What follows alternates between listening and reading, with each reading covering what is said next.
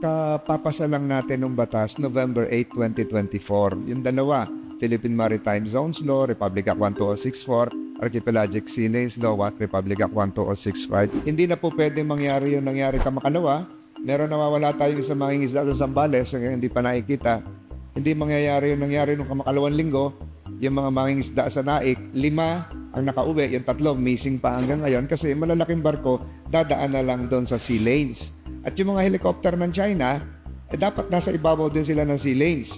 Hindi na po pwede yung dangerous maneuver nila sa yung BFAR vessel na nangyari nung isang linggo at marami pang iba. So, yung Maritime Zones Law, for the first time, ginamit yung katagang West Philippine Sea. Doon siya nabinyagan for the first time.